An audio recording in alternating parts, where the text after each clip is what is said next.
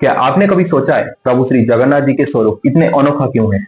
उनके इतनी बड़े बड़े आंखें क्यों हैं और उनके हाथ पैर क्यों दिखाई नहीं देते? चलिए दोस्तों, आज मैं आपको एक आध्यात्मिक यात्रा के ओर ले चलता हूँ, जहां हिंदू देवी देवताओं में से हमारे सबसे प्यारे जगन्नाथ जी एक हैं। हिंदू धर्म की सबसे प्रिय भगवान प्रभु श्री जगन्नाथ जी को समझने की कोशिश करेंगे। जगन्नाथ जी के नाम दो संस्कृत शब्द से आया है। जगत मतलब यूनिवर्स और नाथ मतलब लॉर्ड। दोस्तों, लॉर्ड ऑफ यूनिवर्स यानी कि हमारे प्रिय जगन्नाथ जी हैं समस्त संसार के स्वामी, सारे जगत के स्वामी। वे केवल ओडिशा की रक्षक नहीं, पूरी सृष्टि की पालनहार हैं। भगवान श्री जगन्नाथ उनके बड़े भ्राता श्री बलभद्र जी और उनके बहन श्री सुभद्रा जी के साथ श्री मंदिर पुरी में विराजते हैं। भगवान की एक विशेषता है कि उनकी मूर्तियां अधिकांश हिंदू देवी देवताओं की तरह पत्थर या धातु से नहीं बना हुआ होता है, बल्कि उनकी मूर्तियां पवित्र नीम के लकड़ी से बनाई जाती है, जिसको ओडिया में दारू कहते हैं। दोस्तों, पहले समझते हैं भगवान प्रभु श्री जगन्नाथ और बलभद्र जी और मैया सुभद्रा जी श्री मंदिर में आए कैसे, कौन उनके स्थापित किए। बहुत समय के बात है। सत्ययुग में एक राजा थे, उनके नाम था इंद्रद्युम्न। और राजा बहुत धर्मपरायण थे और उनके मन में प्रभु के लिए बहुत भक्ति भी थी, जो प्रभु के बड़े भक्त कहलाते थे। वे मालवा राज्य पर न्याय और धर्म के साथ शासन करते थे। दोस्तों, जो एक राजा के पास होना चाहिए वो सब कुछ राजा इंद्रद्युम्न जी के पास में था, लेकिन उनके मन में एक अधूरी इच्छा थी, जो भगवान की प्रत्यक्ष दर्शन करने का इच्छा। एक दिन राजा सपने में क्या देखते हैं कृष्ण जी के एक रहस्यमयी स्वरूप, एक सुंदर स्वरूप नीलमाधव के रूप में जंगल के बीच में पूजा पा रहे होते हैं। दोस्तों, मानो कि उस घने जंगल में राजा की मन भी खो गया था।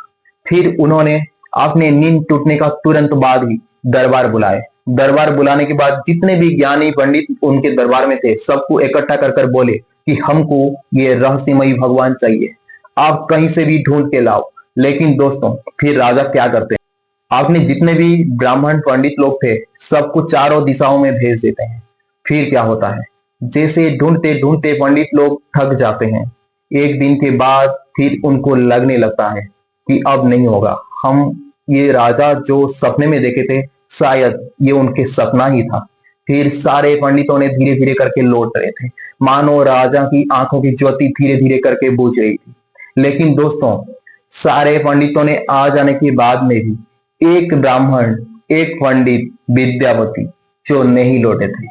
दोस्तों, विद्यावती नाम का इसी पंडित के ऊपर राजा के पूरा उम्मीद टिका हुआ रहता है और हर बार दरवाजे के पास राजा झांकते हैं कि कब विद्यावती आ रहे हैं।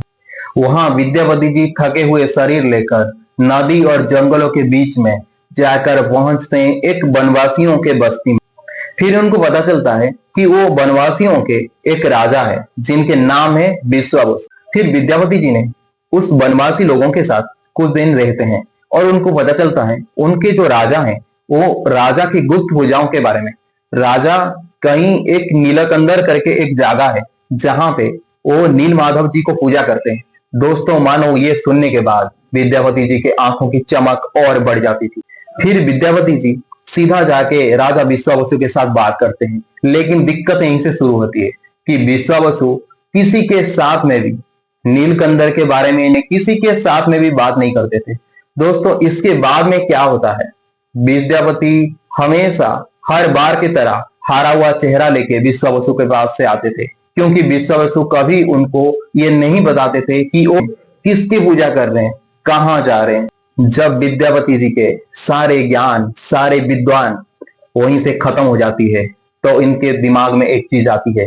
तो क्या होता है दोस्तों, स्टोरी में आगे विद्यावती जी उनके बेटी जो सवर राजा के बेटी ललिता जी को अपने प्रेम जाल में फंसाती है। आगे का स्टोरी मैं आपको नेक्स्ट एपिसोड में सुनाऊंगा। तब तक के लिए मेरे साथ बने रहने के लिए मेरे चैनल को सब्सक्राइब करिए, लाइक और शेयर करिए। दोस्तों, आगे जो इंटरेस्टिंग चीज होने वाला है, वीडियो की नेक्स्ट पार्ट आपको जितना जल्दी हो सके उतना जल्दी मैं प्रिपेयर करके दे दूंगा, 1 और 2 दिन में। तब तक के लिए अपना परिवार के साथ खुश रहिए। Thank you. राधे।